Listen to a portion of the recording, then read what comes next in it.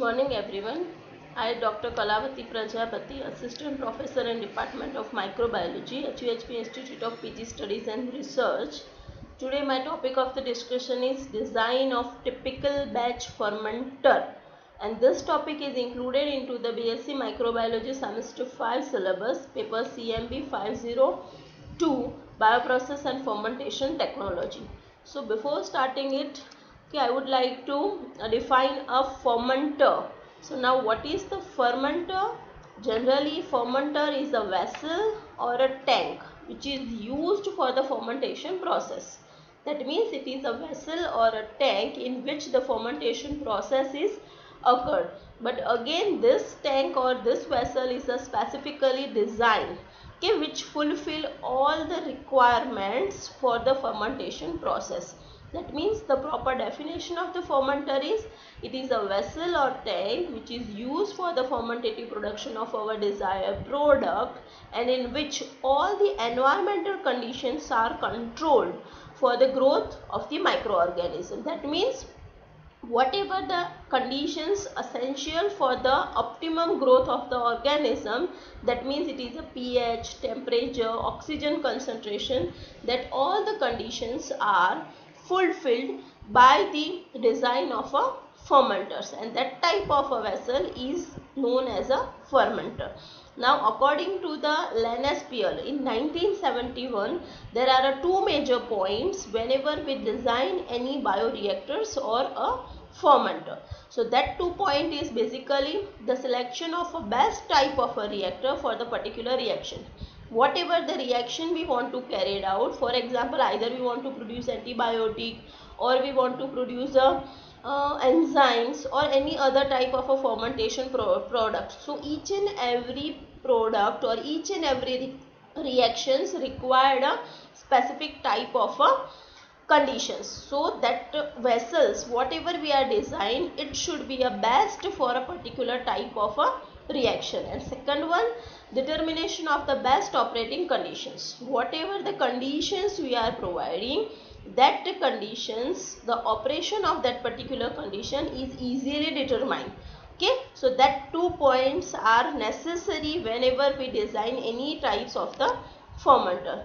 Now these are some points which have to be considered whenever we are designing or constructing any type of a fermenter. Basically this point is very much related with the engineering point of view, because over here we have to construct what are the various parameters whenever we are constructing a fermenter, or what are the various points which we have to consider whenever we are constructing any type of a fermenter or vessels. So these are the major criteria which should be fulfilled whenever we design or construct any type of the fermenter. The first one, it should be capable of being operated aseptically. As we all know that microorganisms, again the major problem into the fermentation process is the contamination. So whenever we design any type of a fermenter, it should be operated aseptically. That means that should be not any chances of a contamination. Second one, adequate aeration and agitation should be provided. The major point, if the organisms, whatever the organisms we are using for the fermentation process, if the organisms are facultatively aerobes, that means they require oxygen. So the aeration is the major issues whenever we carry out any fermentation process in a closed vessels. So aeration is only and only occur whenever we provide a agitation. So the fermenter should provide proper aeration and agitations whatever we design. The third one, power consumption should be minimum. Okay, the power utilization should be minimum. Temperature and pH control system should be provided. Okay, the fermenter should contain the sensor systems or the control systems through which we can easily determine the temperature as well as the pH. The sampling facility should be provided.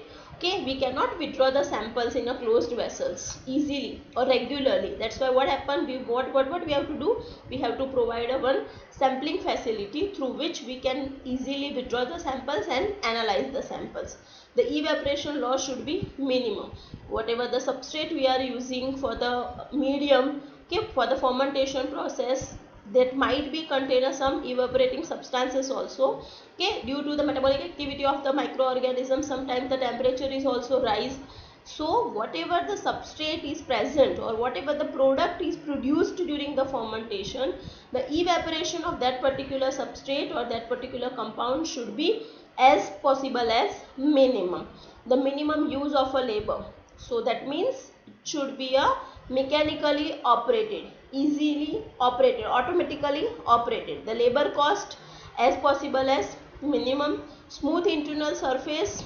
Generally this criteria is specifically for fungi and actinomycetes, because fungi and actinomycetes contain a mycelial type of a growth. Okay, the growth of the fungi and actinomycetes generally are the mycelial type.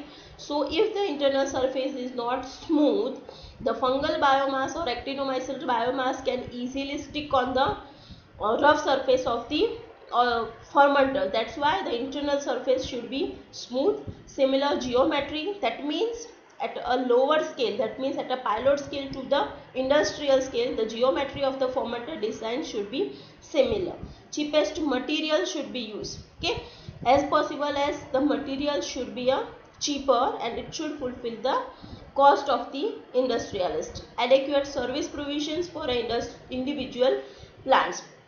Okay, so whatever the fermenter we are designing or whatever the plant we are designing, the provision of a various materials, suppose provision of a water supply, provision of a power consumption, provision of a carbon, nitrogen, various sources, so it should be easily provided. So these are the basic criteria or the points which should be fulfilled whenever we are constructing any type of the fermenter.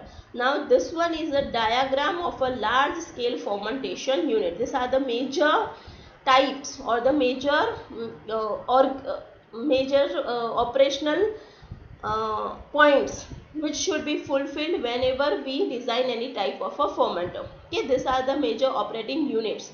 It should contain a motor through which we can easily agitate the impeller, cooling jackets, or either it is a cooling coil containing the biosensor units through which we can sense the temperature, pH, then the growth of the organisms, pH probe, temperature probe, dissolved oxygen probe, sampling valve, then the sparger through which we can easily insert the sterile air into the fermenter, okay, sampling line, then the temperature and the pH sensors through which we can easily detect the temperature as well as the pH. So these are the major types of the components which is present into the ideal fermenter. Okay, this is the another diagrams, the easiest diagrams through which we can easily design the fermenter. Now the major components of the fermenter. Basically the major components of the fermenter includes the 3 to 4 major components. The first one is the outer motor or pump containing components. It includes drive motor, heaters, okay, heaters that is specifically for a generation of a steam, for the sterilization of a air. Then the pump, okay, pump again it is essentials whenever we require samplings or we require the temperature and pH control systems, so that is pump is essential. Then the vessels and the various accessory includes the various pipelines. Then the peripheral equipments, which includes the reagent bottle basically includes the alkali bottles, acid bottles. Then if we require to additionally add the anti-foaming agents, or we have to add another type of the trace elements, so the another bottles which is a peripherals to the fermenter, which the components which should be added during the fermentation process. So that includes the reagent bottles. Then the instrumentation and the sensors. The instrumentation and sensors, basically the various sensors, biosensor for the pH control, for the measurement or the determination of the pH, temperature, microbial growth, as well as the dissolved oxygen concentration. So these are the various sensors, and the instrumentation include the baffles, agitator, impeller, sparger. These are the parts of the instrumentation. Now this table shows the various ideal fermenters components. Okay, it basically includes the 15 to 16 parts top plate, that means the cover, which is known as a cover, which is made up of a steel clamp. Clamp includes all the clamps which is used to fit the various instrumental parts. Then the seals, vessels, the big vessels or the whole tank, which is either made up of a glass or it should be a jacketed steel with a pot for various outputs, inputs, props, etc. So the whole vessel, which is the major component. Drive motors, which is used for a mixing agitator, mixing shaft. Okay, we cannot mix it through our hand, so for that we have to require a particular motor which is attached to the shaft, and it is continuously mixing either a clockwise or anti-clockwise. Then the drive shaft which mixes the medium evenly with its impeller, marine impeller. That impeller is the blade which is used for the mixing of the broth of the fermenter. Then the baffle is a particular type of components which is avoid the vortex formations and carry out the proper mixing, because continuously the agitator is running in a one direction, either a clockwise or anti-clockwise. So there is a chances of a formation of a vortex. So there is a provision of a baffles into the fermenter which avoid the vortex formation. Sparger, through which we can supply the oxygen. Exit gas cooler, like a condenser which removes as much moisture as possible from the exhaust. Then the inoculation needle, through which we can inoculate the inoculum. Feed pumps, through which we can easily remove the, or feed pump through which we can regulate the flow rates of the additive. Then the peristaltic pump, it is a fixed speed pump which is used for a continuous sampling. Okay, either in a 24 hours or a 6 hour or 12 hour, whatever the time durations we require to withdraw our sampling, for that there is a provision of a peristaltic pump. Then the syringe pump, which is using a syringe mostly used in a batch type of a fermenter, through which we can easily withdraw the sampler. Then the exit gas analysis type of a unit through which we can analyze the carbon dioxide as well as the oxygen, okay, which is directly attached with the mass spectrometer. So the oxygen level we can analyze into the exit gas analysis unit, as well as the whatever the byproduct produced, that is a carbon dioxide. Basically it is also analyzed through this unit. And the sample pipe, through which we can withdraw the sample. These are the major components of the fermenter. Okay, these are the various type of a controlling part or the probe which are present into the fermenters. For example, suppose for a temperature measurement we have to use a PT100. Okay, that is a type of a thermometer type of a probe through which we can measure the temperature, as like a pH electrode, oxygen sensor, heater pad, through which we can directly heat the medium. Cold finger, after a direct heating, used to cool the vessel's content. Rotameter, through which we can directly measure the airflow, pressure valve, air pump. So this all are the various controlling part or the sensor. Now one by one, each and every components of the fermenter we discuss. The first one is the fabrication material for the fermenter vessels. Okay, which type of the fabrication material used for the preparation of the fermenter. Okay, either it is a small scale laboratory fermenter or it is a large scale. The two various types of the fermenter is generally designs, and according to that we have to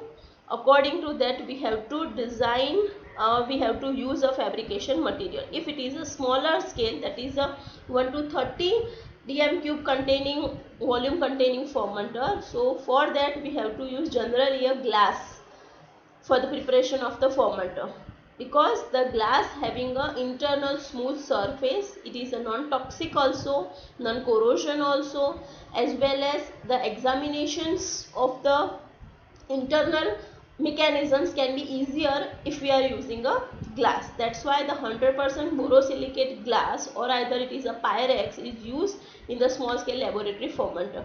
And two basic types of the fermenter are used. Either it is a glass vessels which is with a round or flat bottom and a top flanged carrying a plate. So that means the glass vessels, both the round bottom as round or a flat bottom, and another one is the glass cylinder with a stainless steel top and the bottom plate.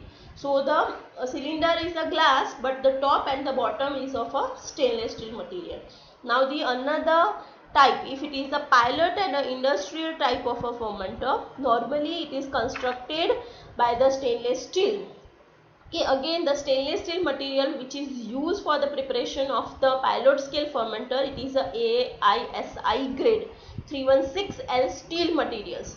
Okay, why this kind of the material? Because it is a corrosion free and it is a high quality stainless steel material which contain 18% chromium, 10% nickel and 2.2 to 2.5% molybdenum.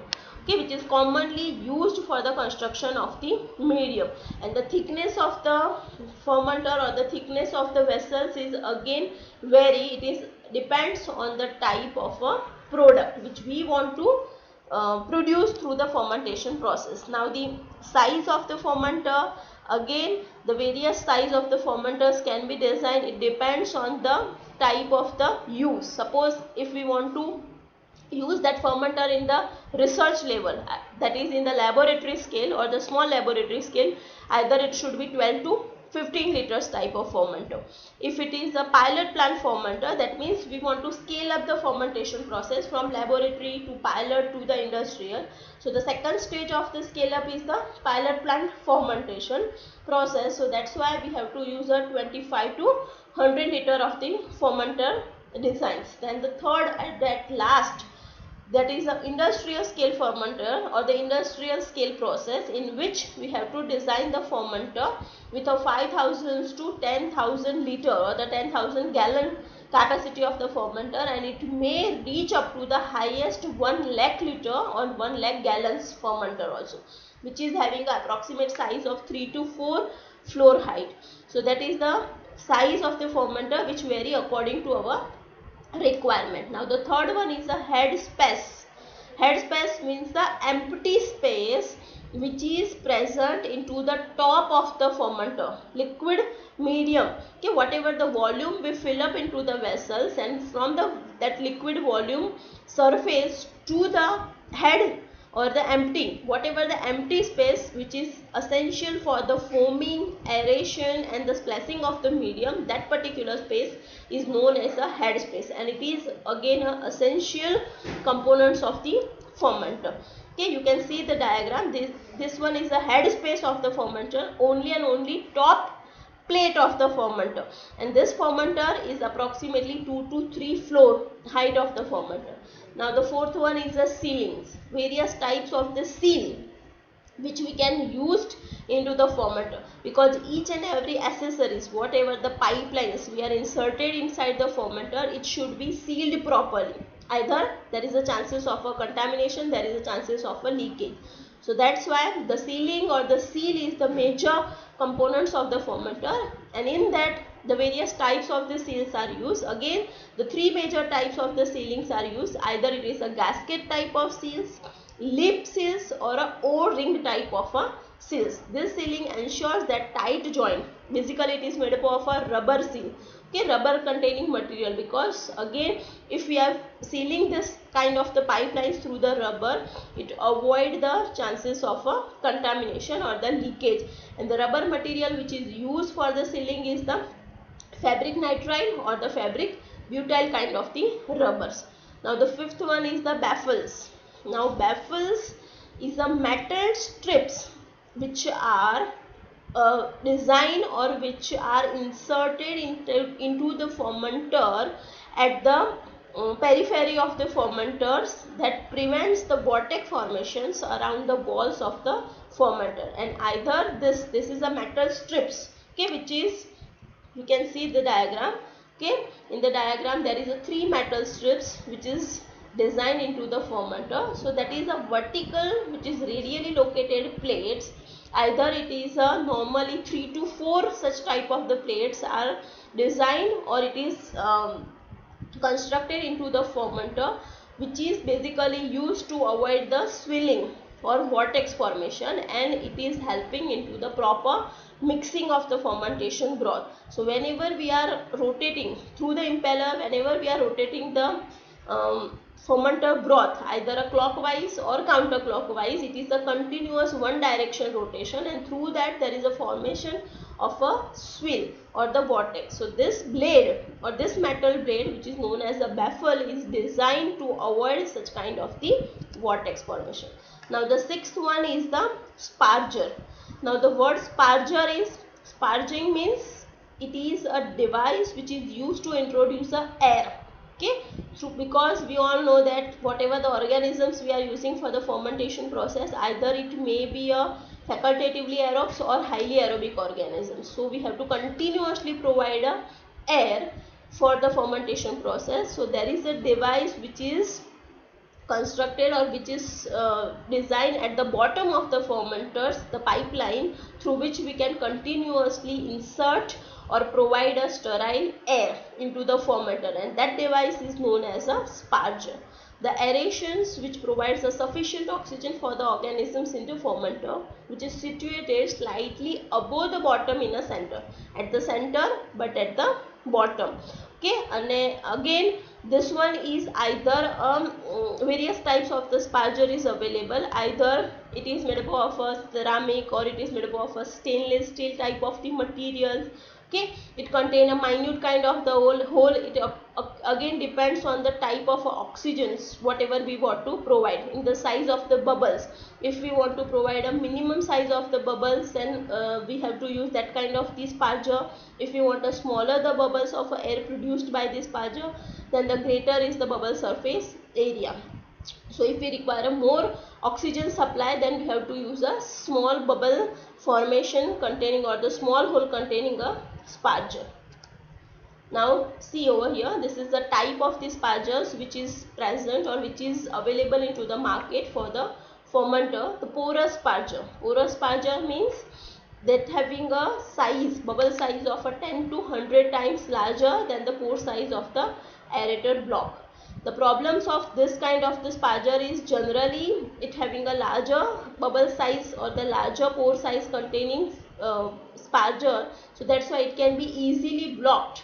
Whenever the time goes, it can be easily block the holes present into the sparger through the microbial growth, and that kind of the porous sparger is either made up of a glass, ceramic or the metal. Now the second type of the sparger is a orifice sparger, which is a small stirrer fermenter type of a fermenter is used for the orifice type of a sparger. It is a perforated pipes which is arranged below the impeller in the form of a ring.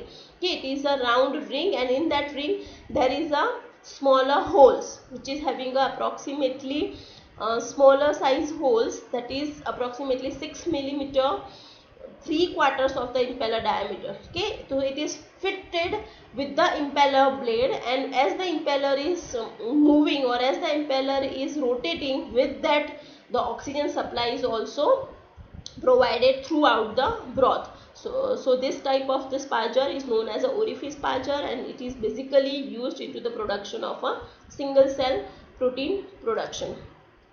Now the third one is a nozzle sparger. It is mostly a modern mechanical stirrer fermenter which have a single open or partially closed pipe as a sparger to provide the steam of a air bubble. Okay, this is the pipe which is located at a centrally below the impeller. Okay, after the completion of the impeller with the agitator, okay, this is the pipe which is located at the below of the impeller, and as the impeller is moving, with that the oxygen supply is provided throughout the medium. So it is a single nozzle sparger which causes a lower pressure loss and does not get blocked because it is continuously moving, so it cannot be easily blocked, and it is highly used into the highly aerobic fermentation process, that is a vinegar production. Now the fourth one is a combined sparger. It is a combined sparger, that is a agitator which is designed in which air is introduced via a hollow agitator shaft and emitting it through a pores between the blades of a disc turbine.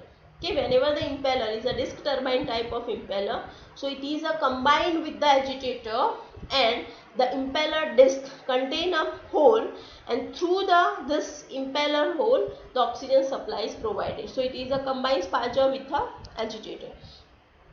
Now the seventh component, which is the agitator, or either it is known as a impeller. The major function of this is the mixing of the broth during the fermentation, because whatever the inoculum we are adding as well as whatever the oxygen supply we are providing, it should be properly mixed throughout the fermentation. Okay, if the mixing is not properly done, the microorganisms cannot utilize the overall substrate which is present into the medium, and they are not able to generate the product. So that's why the mixing is again a major problem or the major issues into the fermentation process, and for that there is a provision of the agitator and the impeller. This agitator is mounted to a shaft which extending through a bearing in the lead of the fermenter and driven by external power source. That is a motor shaft which is fitted at the top of the fermenter, at the outer plate of the fermenter, and through that motor the agitator is continuously moving. The speed of the agitator is again maintained as according to the requirements of the fermentation process. Either it is a higher speed or it is a lower speed, depends on the type of the growth of the organism or type of the organisms and type of the product also. And through that agitator shaft there is a blade which is fit, either it is a 2 to 3 blade, and that blade contain a impeller. Okay, so that agitators may be classified, or the impeller may be classified into the various category or various type. Either it is a disc turbine, vanade disc, open turbines of variable pitch, and the propeller. That impeller is similar to the blades which we are using into the mixture grinder. Okay, as we all know that we use a mixture grinder, in that there is a blade. The function of the function of the blade into the mixture grinder is basically the crushing or grinding the material, but over here the function of the blade is properly mixing the materials. Okay, it is not a sharpened blade which is break down the microorganisms, and as we all know that the microorganisms are too tiny and they are too fragile also. If the speed is higher, then it can be easily disrupted. So the speed of the agitator is very low. The only function of the agitator impeller is mixing properly the broth as well as the microorganism. So these are the 4 various types of the agitator. All the agitator types provided in such way that the agitator speed is high enough, good gas dispersion will occur in a lower viscosity broth. But if the viscosity of the broth is higher, suppose we want to produce the exopolysaccharides, for example xanthan gum, dextran gums, or either any EPS producing organisms or EPS producers, then at that times we have to increase the space, because in a viscosity the mixing is essential and the oxygen transfer rate is decreased. So for the proper oxygen transfer we have to provide a higher mixing. Now the various types, the disc turbine, vanade disc, it is a specifically designed. The name of the impeller is given according to the design. Now you can see these are the 4 various types of the impeller. The first one is the disc turbine, the horizontal and the vertical view. The second one is a vanade disc. Okay, the third one is a open turbine or the variable pitch type of the end of the blade is the open one, that's why it is known as a open turbine. And the last one is a marine propeller type of the fermenter, and this marine propeller is again specific, it is similar to the fan blade. Okay, and it is basically used into the animal cell culture, that is the tissue culture techniques, either it is the animal cell or plant cell culture techniques. That means the bioreactor, the last one marine propeller type of the impeller is highly used. Now these are the some modern type of the impeller. You can see the Ruston disc turbine. It is a type of a disc turbine, but the Ruston disc turbine, that is again a newer one, the slightly modification into the disc turbine impeller, which generates the radial flow generating a mixture. So this is the movement, so the clockwise or anti-clockwise as well as the radial flow movement. So this type of a this type of a impeller is known as a Ruston disc turbine type of a impeller. The another one is a concave blade turbine. Okay, the blade is slightly a concave shapes and it is a radial flow generating mixture, that's why it is known as a concave blade turbine type of a impeller. The Procam Max Flow, it is a hydrofoil impeller which consists of 4, 5 or 6 hydrofoil blades, and the diameter of the blade is either 0.5 to 0.6 times higher as compared to the vessel diameter, and it is basically used for a effective bulk mixtures. It is used in a higher viscous mycelial growth. If the mycelia is higher, at that times the larger size, the hydrofoil type of a impeller is used, and again it should use a lower power consumption. And last one, marine propeller, as I already discussed, it is specifically used into the animal cell culture techniques. Now the eighth one is the stirrer gland and the bearings, the various types of the stirrer glands and the bearings which is used for the fitting of the reactors or fitting of the fermenter. There are 4 types of the stirrer glands and the bearings are used. The basic names, okay, we are not discussing in detail about the bearing because it is a part of engineering. The stuffing box, mechanical seal type of a reactor, magnetic drive type that it contains with the magnetic if it is a animal cell culture technique, and the simple bus type of the seal. Now the next one is the controlling probes and the valves. Generally the sampling probe, temperature control, pH control and foam control. These are the 4 various types of the probes which we have to use during the fermentation. The sampling probe means the fermenter consists of a sampling pot for the withdrawal of the sampler. Temperature control probe, that means it is a device, either it is a cooling jacket, okay, cooling jacket device through which we can control the outer jacket. The fermenter contains the outer jacket in which we have to continuously provide the cooled water and collect the hot water after the cooling of the fermentation medium. So cooling jacket device, or either it may be a cooling coil which is inserted inside the fermenter without disturbing the agitator or impeller. There is a design of a cooling coil which is inside the fermenter through which we can continuously provide a cooling water and it control the temperature. The pH control, which is specifically to maintain the optimum pH in a fermenter. Therefore there is a provision of a 2 reagent bottle outside the fermenter, that is acid and alkali bottles, and there is a 2 pipeline which is a acid pipelines or acid port and alkali port through which we can continuously added whenever it is required. If the pH become a alkaline, we have to add a acid, and if pH become a acidic, we have to add a alkaline. To maintain the pH of the fermenter broth, there is a provision of acid and alkali pot. And the next one is a foam control. The foam is the major problem into the fermentation process. The foam, which is produced by a medium components that can be removed by the addition of antifoam agents. But if the foam is occurred through the microbial growth or through the microbial activity, metabolism activity, then again there is another various types of the process through which we can remove the foam, either through the mechanical foam breaker.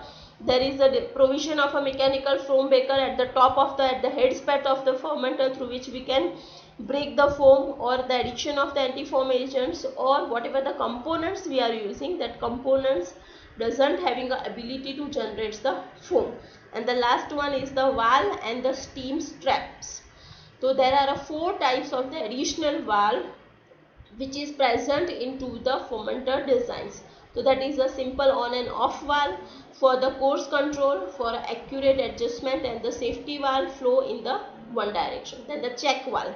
Check valves, that is a valve which is used to prevent accidental reversal flow of a liquid or gas due to the breakdown.